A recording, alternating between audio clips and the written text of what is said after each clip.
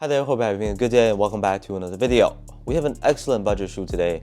They probably look very familiar for those of you who have the previous version. And this is the Nike Air Max Impact 4.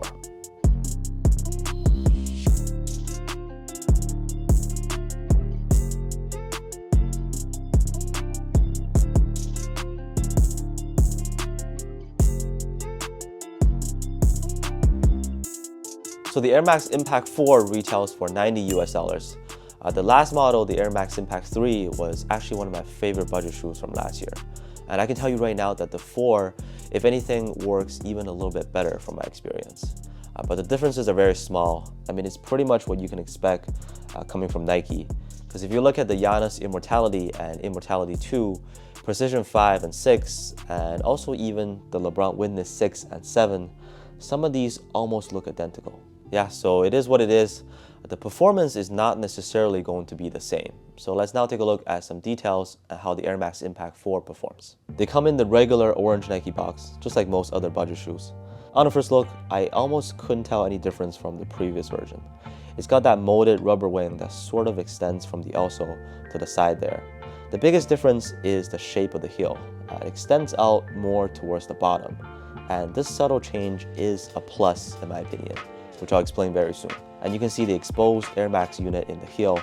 Obviously, as the name suggests, this shoe features Nike Air Max, which is honestly really decent to have on a budget model. The upper materials are mainly a Stender mesh, pretty breathable, and it is fused around the tip of the toe area. Looking at the outsole, again, just like its previous version, it has that herringbone pattern that is durable for outdoor use. I actually don't quite recall a recent herringbone pattern that hasn't worked well for me in terms of traction. They've all been pretty good, and these guys are no exception. And they are also very light on feet, at 375 grams for my size 10.5 pair.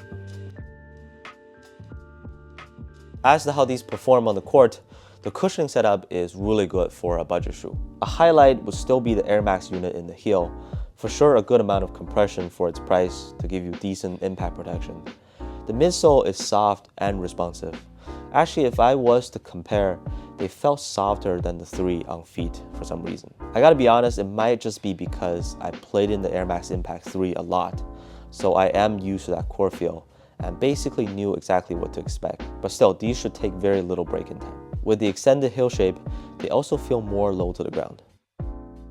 The traction works very well. I've had no issues in the indoor gym. Pretty squeaky, dust pickup is fine too, not a concern. With the fit, these are true to size, slightly narrower than average width, so you can go up a half size too if you have wider feet. I mentioned earlier that the back part sticks out a bit more at the end there, but for sure no heel slippage whatsoever. My feet feel secure and stable inside, a smooth ride in general, and for my flat feet, also no foot pains or soreness experienced. So nothing crazy, but certainly one of the best shoes you can get for under $100. Overall, the Nike Air Max Impact 4 is a very solid choice if you're looking for a new pair of budget shoes to hoop in.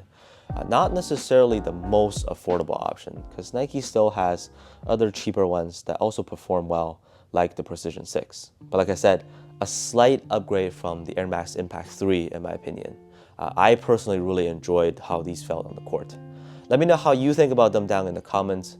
Thank you so much for watching, and I'll see you on the next one.